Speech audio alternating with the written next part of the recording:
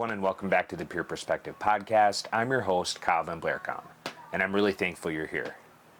Before we get started, make sure to like, subscribe, and follow us on all platforms.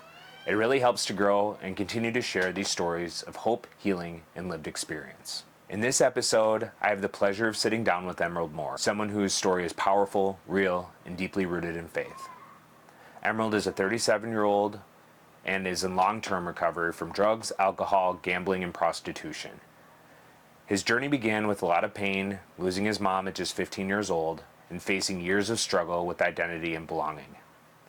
Through all of that, Emerald has found a deep sense of purpose.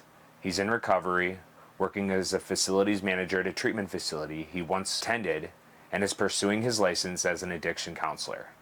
He runs several AA meetings and works alongside others in their own recovery paths. We talk about navigating loss, finding faith when all things feel hopeless, and how serving others has become one of the biggest part of his own healing. Emerald's story is a reminder that even when life takes everything from you, it's never too late to rebuild and get it back. This is the Peer Perspective Podcast, and here's my conversation with Emerald. Enjoy. Well, if I think about childhood, I had a great childhood. From my perspective, played a lot of sports, got to run around as a kid, probably started working in the second grade, so I knew about, saving money and kind of being independent. Grew up in North Minneapolis, born in Chicago, raised in North Minneapolis most of my years until 2019 when I came out to River Falls. But so childhood was cool. Had a great mom who encouraged us, supported us. I think I had to get a tutor in whatever grade. I was embarrassed because it was for science, right? And it was just I kind of felt dumb, but she valued education, so that's always been something strong that's been in my life. But so yeah, childhood was great. Had a great stepdad. Didn't grow up with my biological father. Knew about him, seen him when I went to Chicago all the time. He was like a family friend. He still is. So that was kind of odd, knowing this is my biological father, but being raised by my stepdad and really considering him as my father. So, but yeah, childhood was good, school was good, was very athletic, and the girls, all that good stuff. And then I think, I went through a traumatic experience during my adolescence, right? 15 years old, my mom diagnosed with cancer. World just completely turned upside down. Yeah. And so they gave her 2 years from that point, or they gave her 6 months when I was 15, and she lived until I was 17 and passed away. So that's when everything kind of changed for me as far as being this, quote, good boy,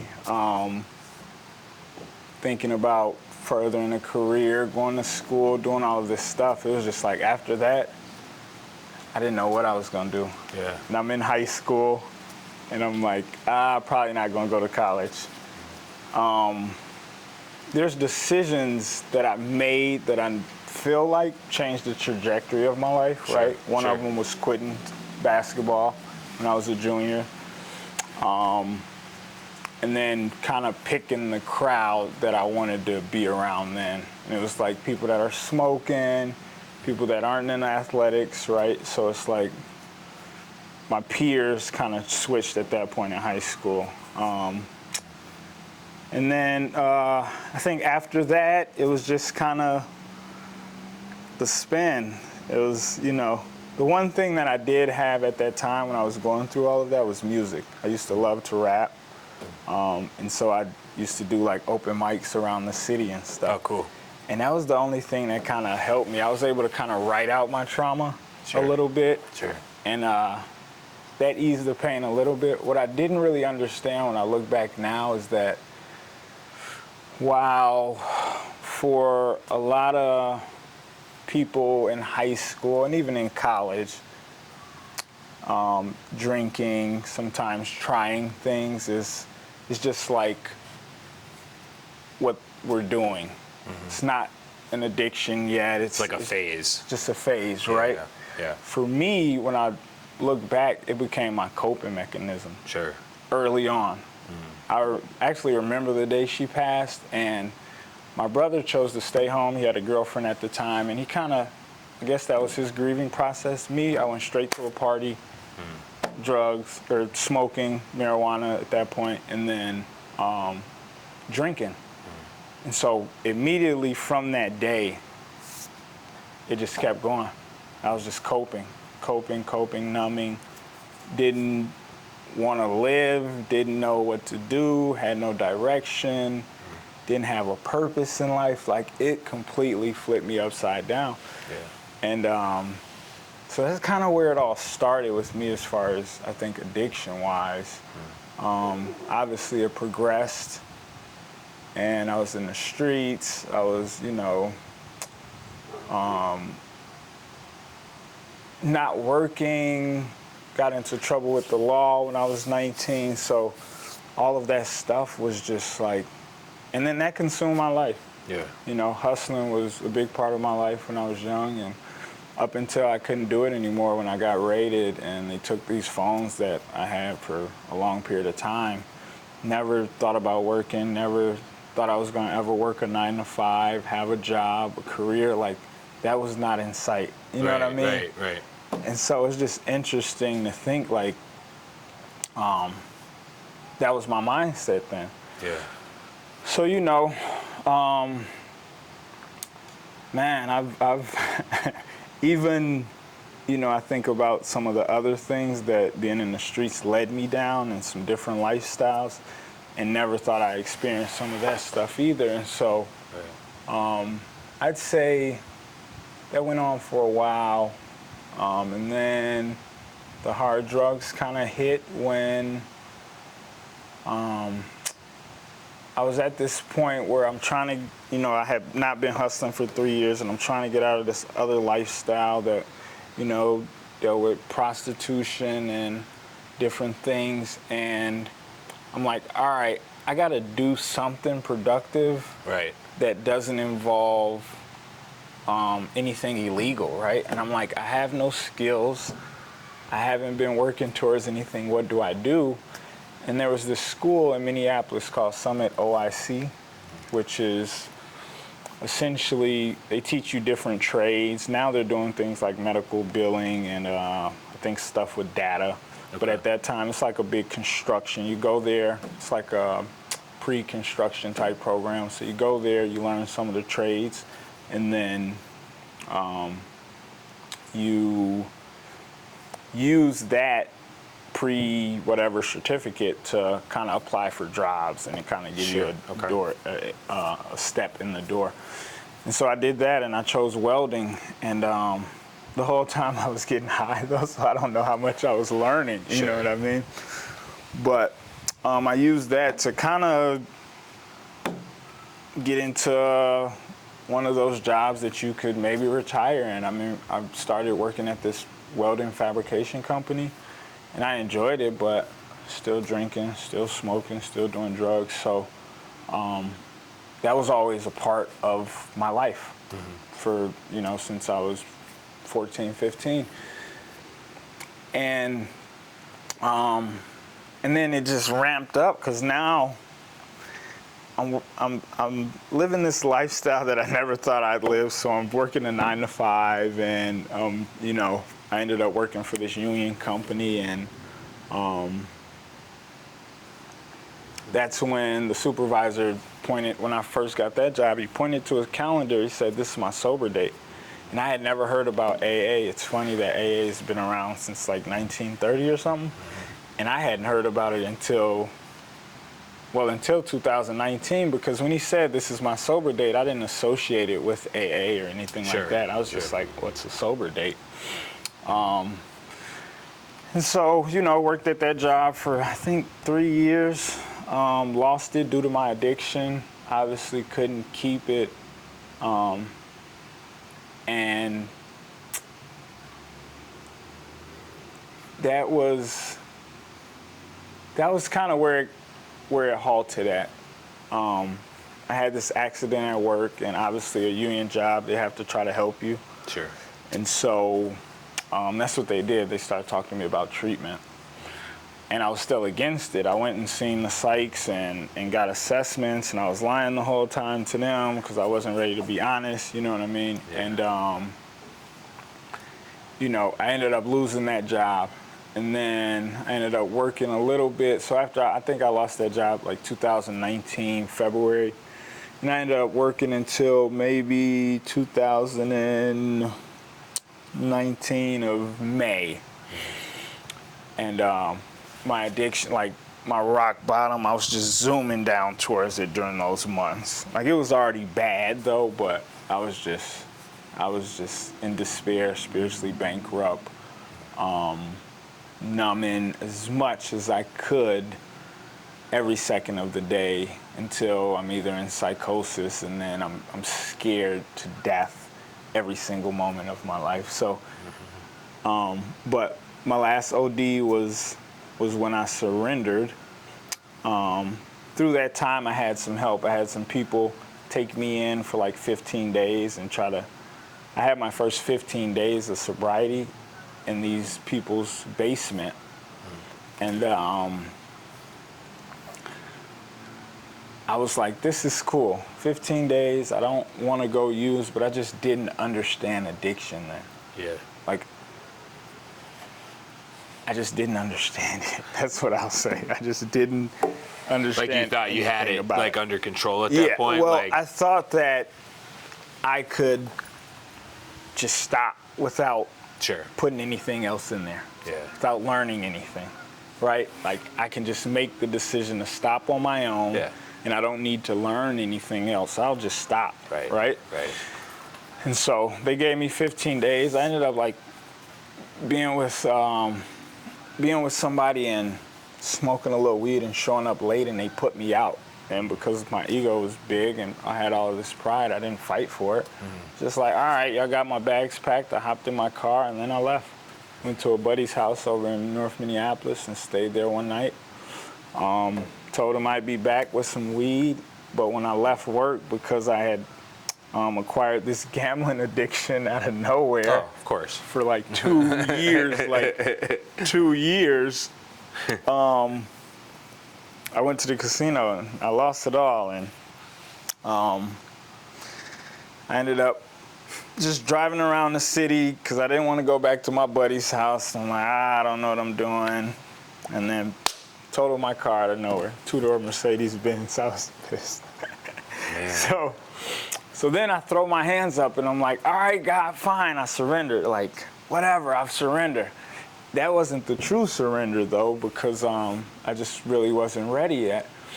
So I stayed a day at my cousin's house, bless his heart, and then I went to the dope house again. And I was over there for 7 days. But they had lost their place too at that time, so now I'm in the back of this van and clothes all around me, and I'm in the back, and these people I'm getting high with, the couple, they're in the front, and I got high in that van for 7 days. Then I end up ODing, and the thing I remember from my OD is that I woke up in this hospital, and my sister's in the room, my cousin's in the room, my brother has been called, so I think he's on his way, and I'm on the phone with one of my best friends, that's a girl. And this scene is like, she's telling me I can make it through it, and you got this and all of this, and I'm watching my little sister cry, and she's never seen me in this state. And my cousin's crying, and I'm just like, all right, I'll give it a try, right? I'll give it a try. I don't know what to do. I have no information about staying sober. All I've ever seen in my life, particularly, and I don't know, just being where, just in my life, I've never seen anyone, peers or family members, get sober, work a program, any of that. Didn't exist to me. So either people are either still in their addiction or they died from it. That's what I knew. Right, so I'm embarking on this thing that I have no idea about. But I leave out of that hospital and I have this final surrender to God, and it was a cry out, and I'm bawling and I'm beating my thighs. I'm sorry, and I'm apologizing for my whole entire life up until that point. It's like, I'm sorry. And I say the God of my understanding then was Jesus Christ, because my mom, for, I guess 0 to 7, it was like subconscious, but 7 on to 15, she taught me about Jesus, right? Yep. So when I finally surrendered, I didn't think I could. They talk about like coming back to sanity. I didn't think that was possible, but I knew if it could be done, it would be this creator that I know that made me. I've always felt like I didn't make myself, and we're kind of similar in extremities and things like that. So I think that's a universal, I call him God, and I know it's Jesus, but for me, I'm like, that's who I'm crying out to. Like, okay, fine. I'm done trying it my way. I finally surrender, whatever that looks like, whatever suggestions, whatever advice, whatever program I got to go to. I don't even know about the programs yet, right? Yeah. But I'll do it. And so that's what I started to do. That brought me to my first ever treatment. What was that like? That was me being on behavioral contracts. What does that mean? Well, in the treatment world, someone who's having difficulties and challenges that just isn't abiding by the program, Okay. they'll put on a behavioral contract Got it. in hopes that this contract will help the person abide by this contract so they can, continue on. Sure. But I was just hard-headed, and I was straight from the street. So it's like, you're not going to tell me what to do. I need things my way. Yeah. And I was doing it my way, right? Well, that didn't last. I was probably there 28 days, and I packed all of my stuff. And the whole time I'm at treatment, I'm dealing with things that normally I would have snapped and gotten physical because of my anger. Sure. But I'm trying, because I know that pact or that promise or whatever that I made with God is just like, it was like, I don't want to live that way. I'll do whatever, but show me, because I don't know. And so that's always a reoccurring theme in my head. It's like, I remember calling out to God, and he took me from that, right? Right. And so, I go through that treatment program. I deal with all of this stuff I never dealt with, and I got people kind of picking at me. And it was, for me, I always thought that thing was like whatever it was that was trying to take me off of that path at that time. It was a lot of different challenges and me like denying myself. It was like, okay, this guy wants you to get into it with him. Oh, that's something to throw me off the path. Sure. I'm recognizing that. Like, no, that's something to throw me off the path. And it was this great guy from Gary, Indiana, who was like a tech at North Star over there in St. Paul at the time. And he was somebody I'd listen to. It's like, listen, you're trying to turn your life around. Don't let nothing throw you off. You know what I mean? And so it was people like that helped me out. But I still ended up leaving there, packing my bags up. I went over north to my buddy's house, and I was calling for a bed to get into another treatment, because I always kind of remembered. And on the 7th day, I couldn't take it anymore. And I started calling the people I was getting high with. For some reason, they didn't answer. I could probably call them right now. They'd answer for some reason. I think it was a God thing. They didn't answer that day, and I thank God for it, because the lady called and was like, we got a bed for you at Lakeshore. So I ended up going there in Matamidi for 42 days, I think.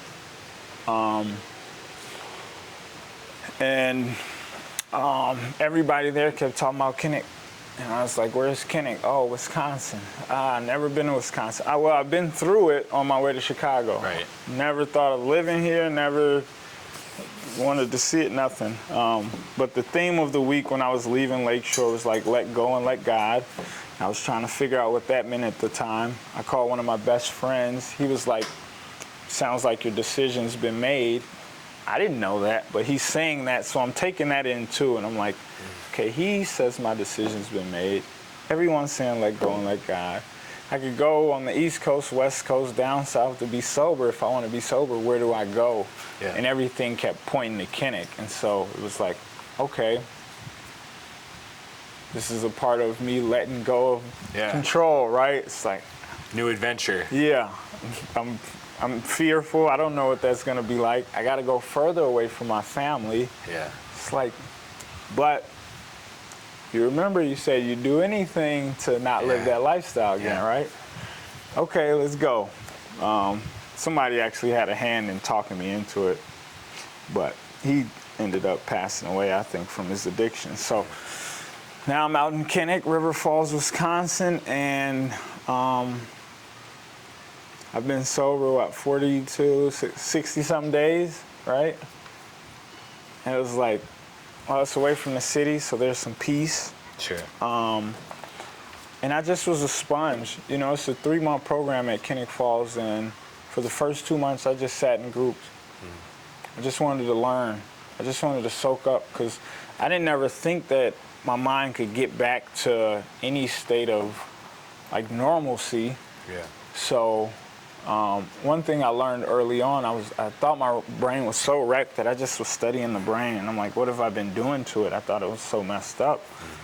And it's just like, okay, that's why I learned that I was ODing and stuff. Like, I really didn't even know those were overdoses. I didn't know anything about the brain or nothing. But so I sat in there and I learned about, you know, coping. I learned about coping. I learned about mindfulness, you know. I learned about everything's not black and white. My counselor there, who was great, he was like, you're just so black and white. It's either this or that. Everything's not like that. You know what I mean? Mm-hmm. And that was what it was for me. It was just like, it's either my way or the highway, or I can. And so I learned how to slow down, right? I learned how to be in the present. And then, because of treatment, I learned about AA. And I walked into AA, and it was like, okay, I can kind of relate, right? Yeah, I got this problem, but still, even then, early on, it was like, these people didn't live the lifestyle I lived, though, right? That's how I used to look at it. But it was a lot of love and a lot of acceptance, and yeah. Finding AA and going into treatment for me, all were God-given things that I needed to do to get my life back on track. Surrendering to Him. But so I started doing AA, and that's when my relationship with God really started to blossom, because I was like, I'm praying, and as soon as I get to Kinnick, they're taking people to church, so I go to church, and then I find the SOS church in River Falls and start doing worship over there and Bible studies. You got these 2 guys here, Kevin and Rob, and they're kind of taking me in as mentors. They're like mentors to me, and so it's like the one thing that I cared about the most when I was coming out here. I'm like, where am I going to go to church? And it was all taken care of. Yeah. It's like, you got a church, you got this beautiful facility, this beautiful program, and you got 2 people that's going to guide you through too. And then you're going to go into AA, and you're going to meet all of these people that have went through similar experiences as you, and then they're going to be a support network for you. And God had all of that taken care of, and I really give Him a lot of the glory, because I didn't have to do much work. I just had to surrender my will. And that's a daily thing today, surrendering my will with all the stuff I got going on. But so I did that, but I didn't abide by the program the way they say. I was 2 years and 11 months sober after that, and I decided to take my will back. And that's when I learned that not only the bad times, when you're depressed, when you're down, when people die, but when you're feeling good, when you got a pocket full of money, you're doing the right thing, that addiction is still, go do this. Yeah. Go have a good time. Go act like how you used to. You know what I mean? You know, it's funny, because you had told your story at SOS, at CR. Yep. And you had shared that about taking your will back, and I was in the midst of it at that point. Okay. And so you had said that, and I was like, oh man, he's talking right to me, And so it's just funny how I remember that, because that was kind of like the beginning of the end. You know what I mean? Yeah. So yeah, man, that's one thing too. I think God uses people to speak to people, speak through people. He uses us to get messages across that we might not hear from anywhere else, right? And but yeah, I got 2 years and 11 months not doing the AA program way, right? And for me, and I hear this a lot, but it's not like it has the monopoly on it, but I've seen a lot of people in AA change their life up and get sober. Yeah.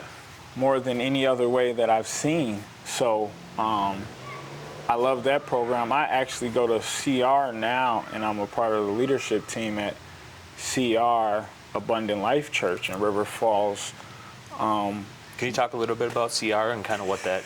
So Celebrate Recovery is what it's called. I think it was founded by Pastor Rick Warren at Saddleback Church, which I believe they have some in California. I'm not sure where it originated, but it's basically 12-step program, but they got Bible verses that correspond with each one of the steps or each one of the principles, right? Okay.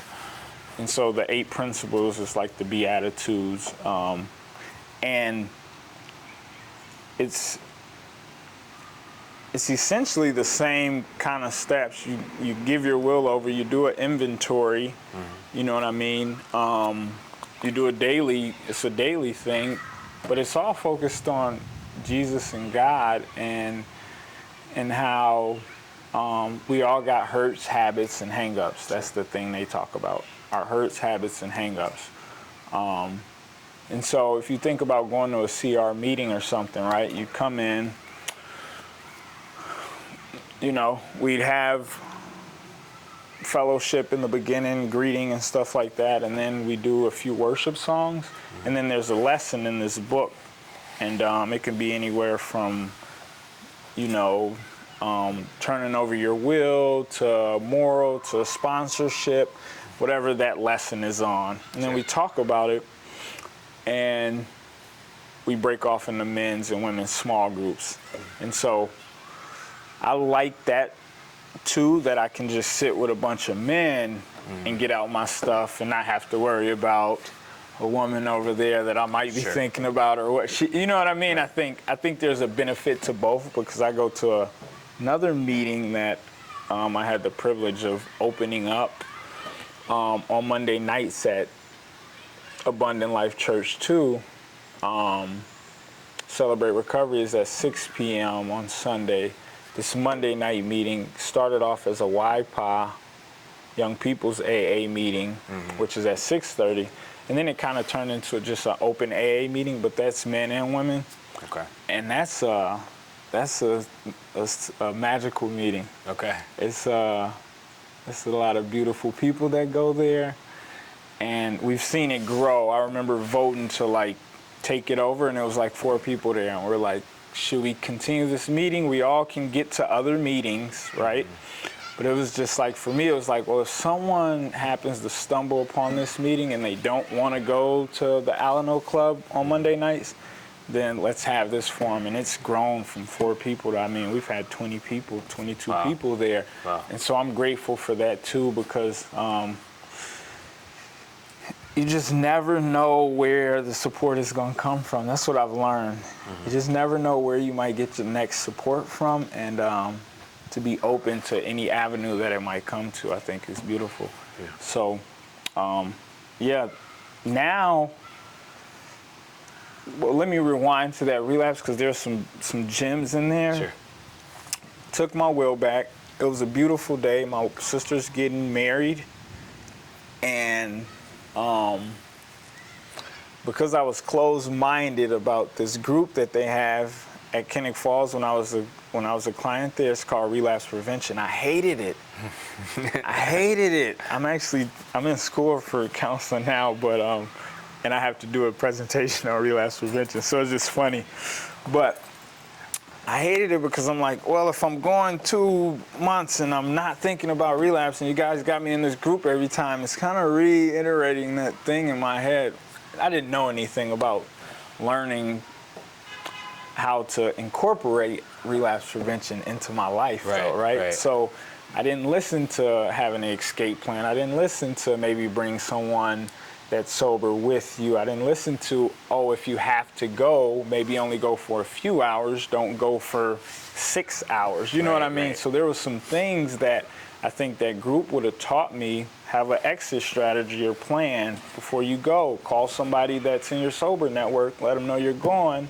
When you leave, check in with them so, you know, the accountability is there. It's like, I wasn't thinking about none of that. So I go to this wedding reception. My sister gets married. It's a beautiful day. And then I sit in there, and I'm back in the kind of old environment, right? And I'm fighting with it the whole time. I'm like, ugh, they're having fun. I'm here, I'm celebrating. Everyone's having fun. Now I'm there from 6 to 12 before I have that first drink, right? Anytime I could have left before that. I have that first drink, and then I sneak another one, right? And so I sneak that other one, and now I'm tipsy because I haven't drank in 2 years and 11 months. And now I'm bringing 6 shots to the dance floor and giving them out to people that have watched me be sober, right? So it's like, I put them in a predicament that, you know, I had to make amends for. And then the switch flipped, and I turned right back into who I was 2 years and 11 months ago. Ended up at the dope house, smoking from like 1 to 9 in the morning, and then I walked out of that door and instantly went into the psychosis. And I still had to be this in recovery emerald, right? I'm like, oh, well, this high person doesn't mix with this lifestyle that I've set up, and it was like torture. I had to go and see my girlfriend that day. She had a 5-year-old son. I had to be around them for like 2 days, and it was torture. She ended up leaving me after 2 weeks, which I don't blame her for, and I just, you know, one day hope to make an amends to her if that's possible, but lost that, right? And even that relapse, I think, it showed me that that wasn't my life anymore. And I'm not saying everyone has to go through that to really figure out, but for me, it was just like, okay, this isn't your life anymore. And the fact that I thought it never happened too. It's like I thought I'd never go back to that, you know. So I know that, you know, when we use chemicals, when we put something in us, the chemicals do what they do. You know what I mean? It's you think I could have thought I was gonna fight against it and all of that, but once I put it in my body, it ran the course, and I ended up right back in those old environments, around those old people, doing those old things. And real quick. Snap of a finger, right? I already had it laid out. I'm going downtown, going to the strip club, going to the casino. I happen to have these gifts that I bought for some people that I used to get high with when I was out here. And so it's the perfect time to drop those off, right? Like the thinking just completely switches once those chemicals are in us. So I ended up doing that, and by the grace of God, that was the only day that I did it. I haven't come across anyone that's went out and smoked for that many hours, and then that was the only day, but I think I got maybe 3 years. I could check it really quick just to be transparent about it. But it's let's see, Sober Grid. Yeah, I mean, I can relate a lot to just how quick, you know. Snap back. Yeah. So let's see. By the grace of God, I got 3 years, 3 months, and 28 days after that day at the wedding reception. Incredible. Right? And so what I did after that was I went to a meeting. I wasn't working out in River Falls anymore. I had went back to my old environment, Minneapolis, and got back the old job that I got fired from too. So I had to go in there to the boss that showed me his first sober day and tell him I messed up. I'm bawling, you know what I mean? And he just pours life into me. He's like, you know what to do, blah, blah, blah. Kind of kicked me out of his office and told me to get back to work. I was just like, whoa, that was different. And then I went to this AA meeting in Plymouth, because that's where I was working. And it was me and one other guy. And he's like, well, if it's 2 people, we'll have a meeting. This other guy comes in, and then they pour life into me. And then I started going to this church downtown, pastored by this guy named Ian. Yeah. You know Ian? Yeah, I know so Ian. I started going to his church, and they're pouring life back into me, and it's just like... Free grace. Yep, free grace.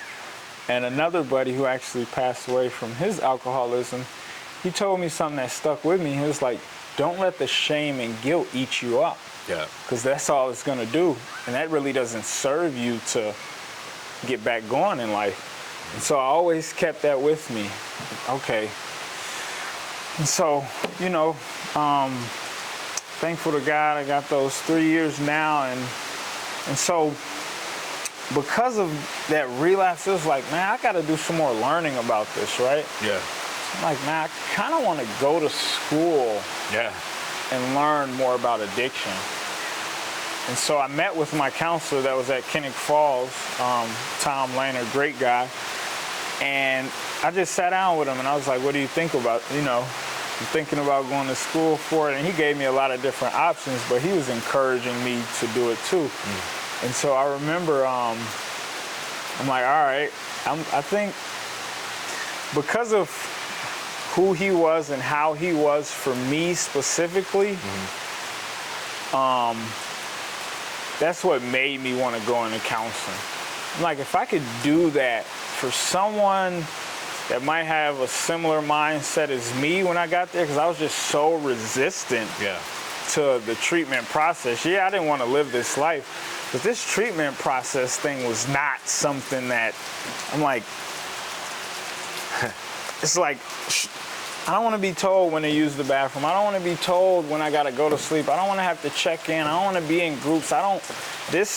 Because I've lived so long without my parents, that I was just been so independent. It's like, I don't want to be doing none of this stuff. So I think he met me where I was at, right? He seen this boy that was scared and didn't have much structure and everything was black and white. And he met me where I was at, and he was just a mediator in the process. And so I was like, man, if I could just help somebody see some things in them and encourage them and empower them. And because I'm so comfortable around addicts and alcoholics, I guess, just like, maybe if I go do some learning, I can be of some use. I can serve, right? And so I remember the first day of class, I actually lost my best friend in River Falls that I met due to his addiction. I remember being at the first day of class, I got to type something, intro something, and I'm bawling because I just lost like my best friend, OD'd in this house. And that fueled me even more because it's like, well, this thing is going to kill all of us if we continue in it. And it's just a matter about how long. How long can you sustain your addiction until it kills you? Because that's the reality of it to me. It's like, when I think about trying to manage it now, it's just so unmanageable, you know what I mean? And so that's kind of life now, you know. I was opening up the AA meeting, but I passed that over because I'm starting back school.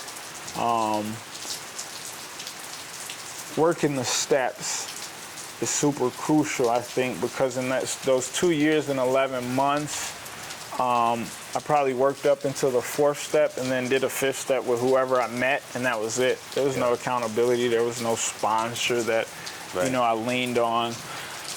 And so, I'd say if you're gonna do the steps, do it the way it's laid out in the book, because very few people fall through and they do it that way. The way I did it led me back.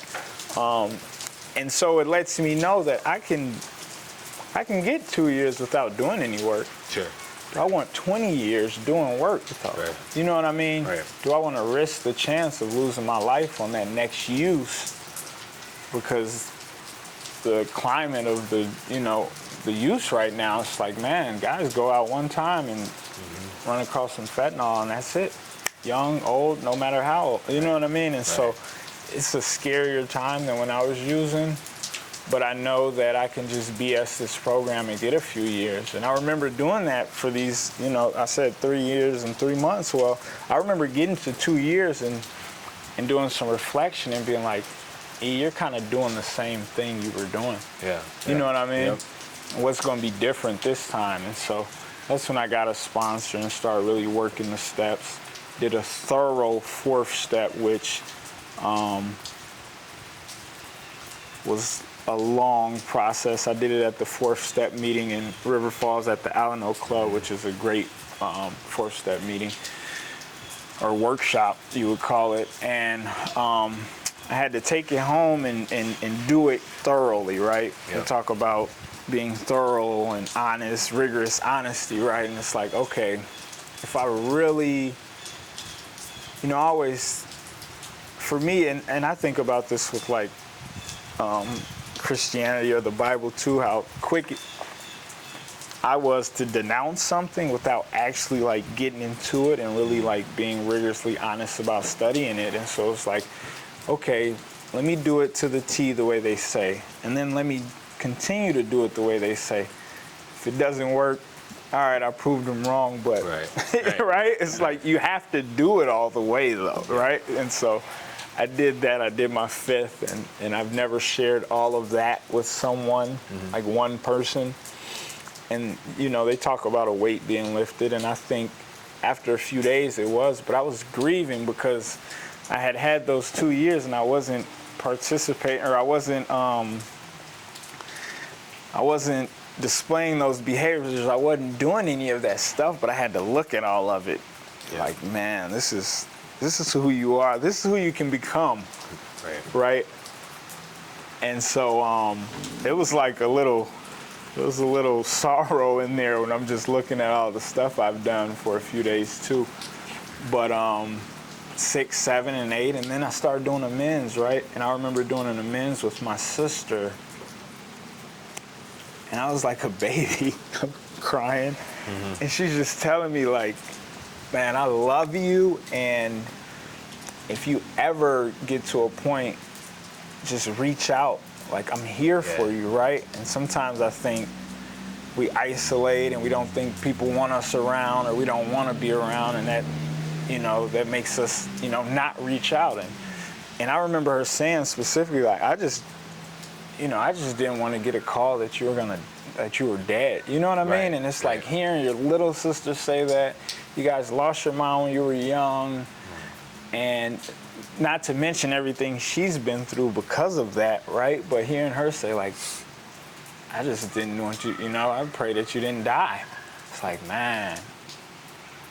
But yeah, that, that probably went better than I thought it was going to go. Yeah, it sounds like it was a pretty, like, healing. Oh, it was. And that's the thing, sometimes contempt without prior investigation type of thing. It's like we have these ideas and we think something's going to be a certain way, and it's like, well, until you experience it and do it, you really don't know. And so it's just kind of preconceived notions. And I think, coming into treatment, I had a lot of those based on history and the world and how I feel like I was treated and this victim mentality, all of this stuff. But it was just like, how can you change? Yeah. You know what I mean? How do you change? How do you heal? How do you grow? You gotta, it's some learning involved, right? It's some challenges, challenging yourself, and it's trusting. Yeah. You gotta trust. You gotta trust people too, right? And that's hard to do. It's like, it's hard to trust, but the more and more I trust God, and that allows me to trust people, the more and more I see that I have no reason to distrust. Right? It's just like, oh, it's kind of a hindrance, but it's a process, right? It takes time. It's like today, It's like today, I don't want to use. Today, I actually, like, genuinely want to serve others. And my life has never been like that. It's always been about me, serve me. And then once I'm good, I can serve others. Right. Today, it's kind of flipped. It's like, man, I just want to serve people. And then whatever I get from it, I often say, like, God could never do anything else for me in my life, and he's already done too much. You know what I mean? Because it's like, when I think about where I was at and where I'm at now, it's a miracle that I'm even here with you talking about this. Yeah. In River Falls, it's raining a little bit. Raining, yeah. We got this camera set up, but it's a beautiful thing because you know, I know a little bit about your journey, and you know some about mine, but to imagine maybe 8, 7, 10 years ago that we'd be right here doing this now. Yeah. It's like, on a Friday. On a Friday, right? They're finna get ready and go out. People are pre-gaming, right? And on a Friday, I'm like, nah, let me go do this with Kyle, because this is something that hopefully gives hope. Yeah. Man, I know it will. I'm just like, so, you're incredible for one, but this is amazing just for you to share all that, and like, you know, as you were thinking, a lot of stuff was coming up for me just about, you know, dealing with all that grief, using substances to kind of, I don't know, stuff that or deal with that. And like, do you feel like, you know, one thing I know about addiction is there's oftentimes a lot of trauma and stuff underneath that. And so, you know, we spend years and years and years in our active addiction, and then we take the one thing that works really, really well out of our life, and then we have all this trauma to deal with. Can you maybe touch on that, on how that looked for you? And so, when I think about the trauma that I've been through, and I don't know, it probably started earlier than I can think about, but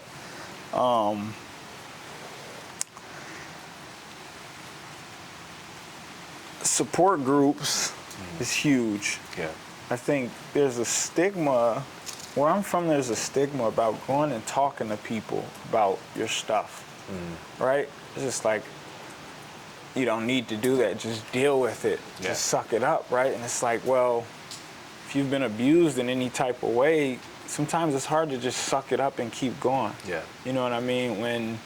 When your family system has been ripped apart, it's kind of hard to just suck it up and keep going, but that's what you're told, and that's what we're, you know, especially in society and men or whatever, we just kind of get through it and deal with it. But for me, Lakeshore had a great, I don't know if she was a psychiatrist, maybe a psychologist, but I was able to get a lot of stuff out there.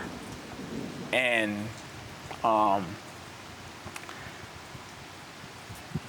I talked about how it was losing my mom, what that felt like, you know, what I expected in life and how it turned out. I talked about how my first sexual encounters were without intimacy, right? And what that looked like in my life. It's like, you know, we stuff things in, but I think getting those things out and talking about them with somebody who can just give you different perspective. Right? Not that they force things on people. Like, I don't think any counselor or therapist is ever like, okay, I'm gonna give you this, do this, and this is gonna work. Right? It's like, no, it's just like, let's talk about it. And through talking about it, you know, it's usually like, you figure out, even when you're by yourself sometimes, you're like, you got a problem, and then maybe you run across somebody and you just start talking, right? Sometimes you solve your own problems, or you figure out a solution and just getting it out. So I think it's important for people that like stuff things, or just in general. I've learned through some healthy people that I've looked up to that are very successful, they were going to therapy. And I'm like, in my mind, because I had these preconceived notions, they don't need therapy. Their life is great. Sure. Right? Yeah. It's like, well, everybody's human. Yeah. And nobody's perfect, right? And so how do we deal with our imperfection? Right. Well, I think a lot of people, could benefit from therapy, but I think that's what helped me. Another thing too, and this is more spiritual, and I don't think everybody gets this experience, but for me, the pain of my mom, this is probably too long to go into, but I had a near-death experience. And I don't know if you know what those are or have done any research or studies on it, but like I got fascinated with them because I had this experience where I wasn't in my body. And I was having this conversation with God. And I was like, look, I am the way I am because of this pain that I've dealt with. Like when I lost my mom, there was this entrenched pain. It was physical, it was emotional, it was mental, it was spiritual, it was all of that. And I've always felt it, like inside of me. And so I have this experience and I tell God, I'm like, look, take this away. This is why I am the way I am. Take this pain away and I won't be like that anymore. And it wasn't as simple as that because it was like, it was a lot of physical pain and then there was no pain, but I wasn't in my body. I was, whatever realm people want to say that you're in when you have a near-death experience. But I was like, and you can send me back however. Like send me back disabled, send me back any race, send me back in any country, whatever, just send me back so I can be a better human. Because like I thought I was gone and I'm having this conversation and it's like, just send me back. And then, he sends me back and I'm in my own body. And there was some symbolism there because the thing that I came to get from this place I was at, it was crushed in my hand. And I'm like, and I'm looking at it, I'm like, oh, you came for this, and then you have this experience. This doesn't really mean anything, right?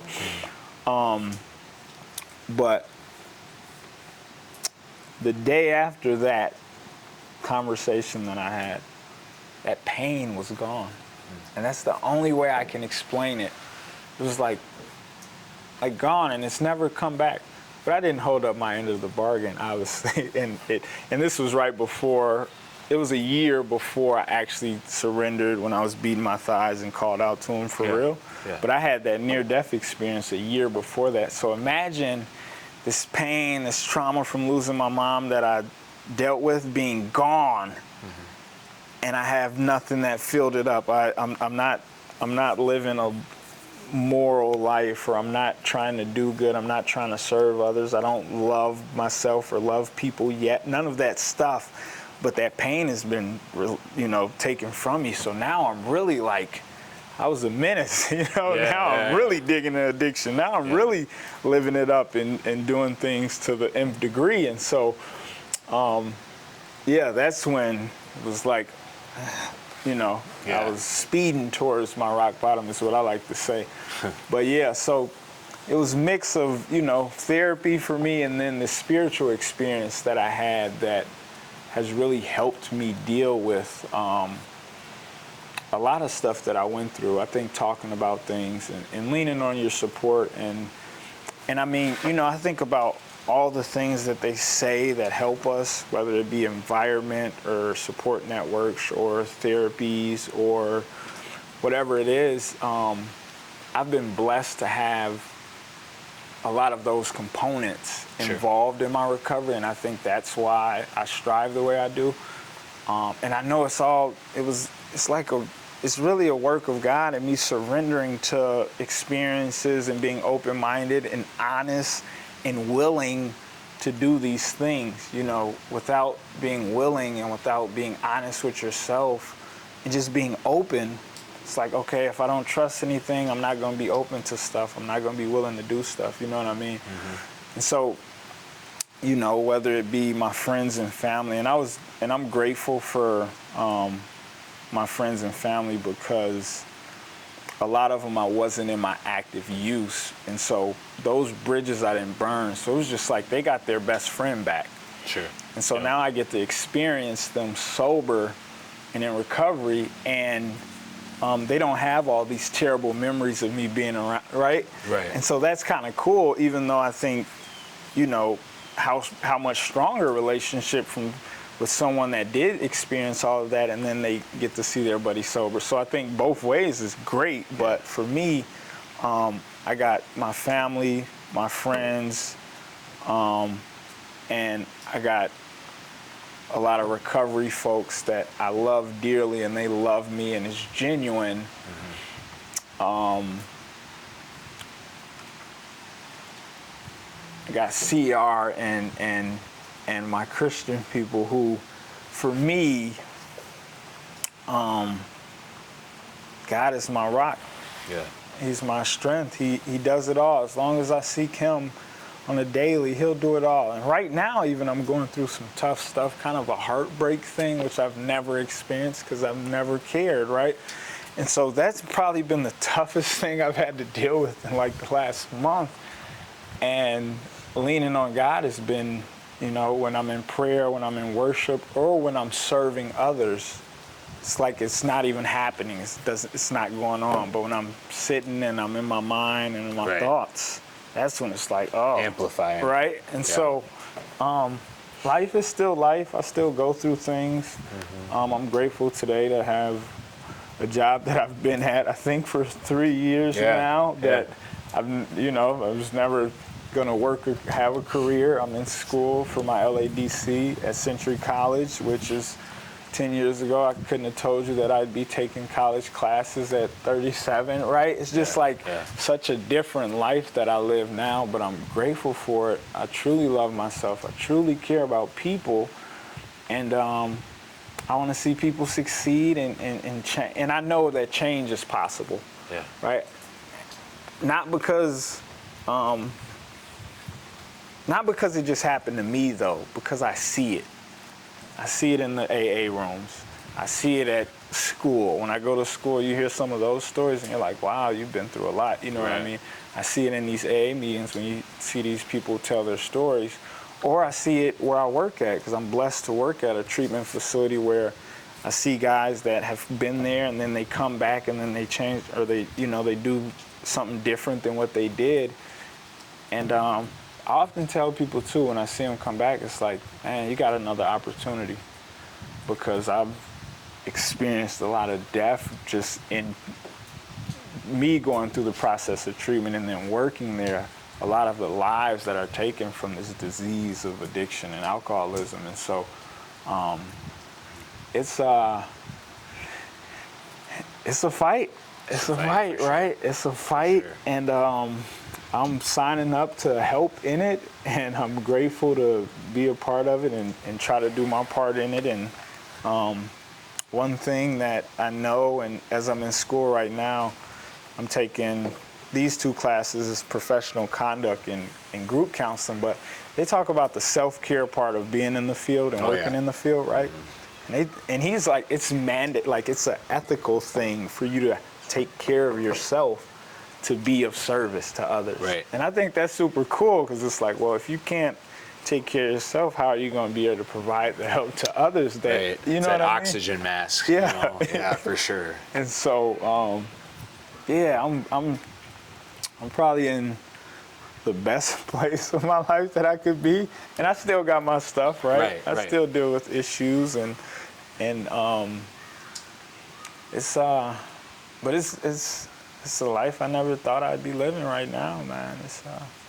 I really can't complain much. When I want to, I think about all of these things that I can be grateful for. They pop up, right? You know, it's like, or I think back to that conversation. God's blessed me to always be able to remember that conversation when I was like, I just don't want to live this way, but I don't know how to live the other way. So show me.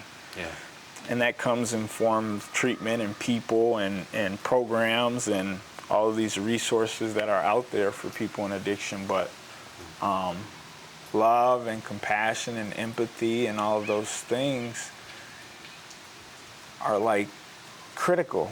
Yeah. You know what I mean? Because it's like I didn't experience a lot of that in the streets or where I was from the lifestyle I was living. Like I experienced that when it's like okay, these people just want to see you succeed in life. Right. They have nothing to gain from it. Right. You know what I mean? Yeah. And I think, from helping, we get a little, it feels good to see people do better, or to see people do the things in their lives that they want to do, right, without a hindrance of something that's trying to kill them. You know what I mean? Without this addiction. It's like, that's beautiful to see. So I'm sure there'll be more pleasures, or they talk about those aha moments that people have, and I'm sure my counselor's seen me have an aha moment where it was just like, I think this guy's kind of getting it, and he's going to be all right if he continues to, right? And so, back to that thing where it's like, okay, you take my drugs away, or you take my lifestyle away. Yeah. It's like, all right, you got to put all these other things in there. Right. And so what are those going to be? What tools are you going to have? What are you, are you going to reach out when you're feeling down and you rather isolate? Are you going to go to a meeting? Are you going to call someone and tell them how you're feeling? Are you going to get outside in nature? Are you going to, you know what I mean? It's like, but it's a daily thing, right? Daily, It's a daily thing. I could have a bad day and go isolate, but it's not going to feel good to me anymore. Right. Like if I have a bad day and I just go isolate, it's going to be icky, right? And then tomorrow it might linger. And so I think remembering those things I learned in treatment and through all of these people in AA and really, understanding that God has a purpose for my life. And his will is probably better for me than whatever I think my will is, which I still kind of be trying to figure out, like, God, is this my will and your will? Like, are they lined up right now? Right. You know what I mean? Yeah. Like, I think they're lined up because this, and the third. And it's like, well, I don't know. His will for me is probably far greater than I can ever imagine. And it takes seeking him daily and really praying and meditating on the word and being of service. I think about Jesus. It's like, man, he came and he served and he washed people's feet and like, I haven't washed any feet yet, but I hope I get the opportunity to, because it's like, how much of a servant is that? Like, man, I wash your feet. So, I'm just, I'm grateful. I'm thankful for this journey. I don't regret what I've been through. Yeah. It's like, man, I use it as fuel to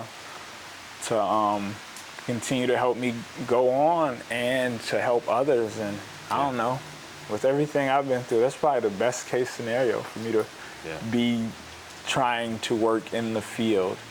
And it's not really about me, which I love too, because it's like I ain't gotta have everything in order for me. It's like, man, I can go serve without anything being great, and it takes me out of my head. Yeah. Right? I can go open a meeting or be of service to someone or go volunteer, and it takes me out of my head, and that's like a tool in itself. It's like, man, because we can ruminate. We can, do all of that stuff, and it's like when, with this particular thing that I'm going through that just recently happened, we still know that stuff because it's so in those tracks in the brain. Like, we've done it for so long. I've lived the lifestyle that I lived, or I've used those strategies and coping mechanisms and all of that negative, bad stuff that's not healthy for me. I've done that for so long that it's so natural. Yeah. Right? And so continuing to learn new and healthier ways is something I think I'll continue to do, but that's an ongoing process of like, oh, wait, what that's like, but let's implement this new way that you learn, and let's do that, because it's so easy to go back to doing what you used to do. It just feels natural, but nowadays it doesn't, and that's what I love too. Like, my old ways are feeling less natural nowadays, you know what I mean, than they used to, and so. But it's one day at a time, obviously, you know what I mean, and I'm grateful though to be able to do this though. Yeah. You know what I mean? Like, there's not a doubt in my mind you're going to help a lot of people. And I'm sure you already have on your path, you know, and, you know, this is great. I think this is what it's all about, you know, sharing, and you never know who you're going to help. Yeah. And, yeah. so I'm excited to see, and it's pretty full circle that you're, you know, I always think like, you know, what I do professionally and being able to give back, I mean, that's a part of it, but, yeah. Well, I want to give you kind of this last opportunity. Okay. You know, if there's anything you'd like to share, or, you know, you kind of touched on it, but like trusting, you know, what would you tell to somebody who might be struggling, or, you know, out there maybe doing some of the things you were doing? What would you say to someone who might be contemplating like taking a different path? Oh, that's kind of almost like, man, what would you tell yourself right before you were Right. go into treatment, right? Because that person who I was, it was like the most resistant, the most grounded in what I thought and what I believed, that I couldn't be changed, right? Like, there was nothing that was going to change me. And I would just say trust God first and foremost. Trust that things can get better, because they can. But be honest about the circumstances, no matter how hard that is. Be honest with whatever next step you're going to. Be open to it, because you've probably, you know, I think about me, I was closed-minded long enough. It's like, if nothing changes, nothing changes. Right. So you got to be open to new experiences, no matter how uncomfortable they may be. They'll only be uncomfortable for a little while. You know what I mean? Yep. And then just be willing to do the work. And the work can be the most tedious thing that you just hate doing. Like relapse prevention groups. Like relapse prevention groups, right? It's like, you might hate it, but I promise you, if you trust God and you give yourself some time, I think being patient with ourselves is important too, because it's like a lot of times, and for me it was like, okay, or what I experienced and kind of watching as I was going through treatment, that time can be lonely, and because it's new, it doesn't always feel good. And so it's like, well, okay, I'm not using anymore, and because I'm not using, I should feel great about life. Everything should feel great. And that's not the case. Yeah. Right? It's like, normal people don't feel great all the time. Exactly, right? Even people that aren't addicts don't feel great all the time. And so really being patient with yourself with the process, because it is a process. It's not a sprint, it's a marathon, and it's a long life journey of recovery. It's not, okay, I'm gonna do this thing, life's gonna be great, and I never have to worry about it. You know what I mean? So it's a process, patience, you know, it takes, you know, just be gentle with yourself. You know what I mean? You're being vulnerable and all these new experiences, and sometimes it's not fun. You know what I mean? Another thing is boredom, right? It's like, I found myself really bored early on when I was, you know, trying to change, because the dopamine, like, my threshold was way up here, right? Yeah. So I take that away, and now it's like, oh, just going bowling doesn't feel fun anymore. Right. Like, I should be, right? But I think learning about the brain, too, and I know everybody's not like a bookworm, but when you learn about, you know, how much you've raised, put all this dopamine in you, and then it's like, okay, you gotta wait for your whatever it is to get back to here, which is normal. You're way up here, so the normal thing that would get you here, it's not gonna make you feel good. You know what I mean? And so I think definitely learning, loving yourself, and just trusting God that things can get better and will get better. But there's a lot of people that have changed.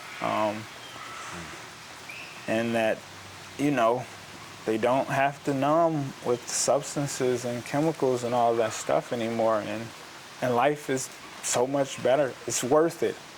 It's not easy. It's not promised to be easy, right? Yeah. And even Scripture says, Jesus has this, it says, in this world you will have troubles, but take heart, for I have overcome this world. And so I think for me, my foundation is my faith in Jesus Christ. And so if that's my anchor, then everything else I'll be able to get through. It won't always be fun though, but I'll get through it. And I just know God has a purpose for everybody, despite if they believe in God or know God or anything like that. I think He has a purpose for everyone's life. And it's not to live and numb our experience of life, right? It's like to experience this life, however people think about it or look at it, but it's an experience. And to numb it the whole time is a disservice to yourself. Yeah. It's like, man, you could do, you can be anything you want to be. They say it, but it's possible. But it takes work. And if somebody would have told me you'd be doing all of these things, I wouldn't have believed them. But it was possible. Right. I just wouldn't have believed them. Right. Right? Right. So knowing that it's possible, I just encourage everybody to reach out. If you're struggling, reach out. Yeah. Reach out to somebody that you know that cares about you. So I think we get in a thing where we're reaching out to people that we're using with, or we've been in these behaviors and these patterns and these lifestyles with, and they have the saying, misery loves company for a reason, right? And it's like, well, if you want to do better, I think you got to surround yourself with people that are doing better. And that takes changing up your environment sometimes and changing up your friends. I got a lot of, I got some buddies that I love to death, right? And in my old lifestyle, I would have died for them and I would have killed for them and all of those things. I'm not around them every day today. I still love them though. Yeah. But I don't live that lifestyle today, so I'm not around them every day. But that doesn't take away the love. It's just like, for me to be healthy enough for them if they ever need me, I can't be around them every day. Right. Right? So if they ever come to a point where it's like, man, I'm going through this and I need a friend, I'll be that friend to them now. Yeah. But if I'm going to be around them every day, I probably can't be, because I'm going to be indulging in the things they indulge in, and I'm going to die from my addiction. That's the one thing for me when I decided to surrender. For me, it was like, I knew this thing was going to kill me. Yeah. And I don't think everyone has to get to that point where it's like, it's going to be death or else. But for me, it was death. It was like, do something different or death. Yeah. And there's been times where I was like, not suicidal in a way where I had a plan, but like, if this next hit kills me, then okay, I'll go out like that. Yeah. Right? Yeah. But when I decided to stop, I thought that my next hit would be my last hit. Yeah. And so that's why, But yeah, I think, man, life is beautiful without substances. That's what I can say. It's, it's beautiful, and the experiences that I've had, the people that I've met, the way I've been able to be of service, and the little things that you notice that are just beautiful, right? Like, I was able to see my niece born. When I was in my addiction, that wouldn't have happened. Yeah. Right? I was able to see my nephew, who's now 2. So my niece is 5, my nephew's 2. I've been in their life so much. Right. And it gives me so much joy to just They don't even know you grow. any differently. Right? Yeah. They don't even know. Yeah. But had I been in my addiction, I would have missed that. Right. Right? Right. Yeah, it's pretty beautiful when you can reflect on that, right? Oh, man. Yeah. The thing, and I, whenever I find something to complain about, I can find a list of things to be grateful about that outweigh that thing, and Absolutely. so that's a beautiful thing to be able to recognize too. But yeah, man, honesty, open-mindedness, and willingness, and really reaching out to people that love you and that want to support you and help. And even if you don't have that person in your corner, there's a million people in the world in this field, peer recovery specialists or counselors or psychologists, that really care to provide support and resources and help. You know what I mean? I think sometimes it's like I don't have anybody, right? It's like I only have me. It's like, nah, there's a lot of people that come to work every day that are waiting for you to walk into that door so they can just love on you. You know what I mean? And I think that's what's beautiful about the field we're in. But yeah. Man, this is great stuff. I'm so grateful that you were willing to come and be vulnerable and share your experience, and I'm really looking forward to sharing this, and I just can't thank you enough. Hey, I appreciate you, man. I didn't know you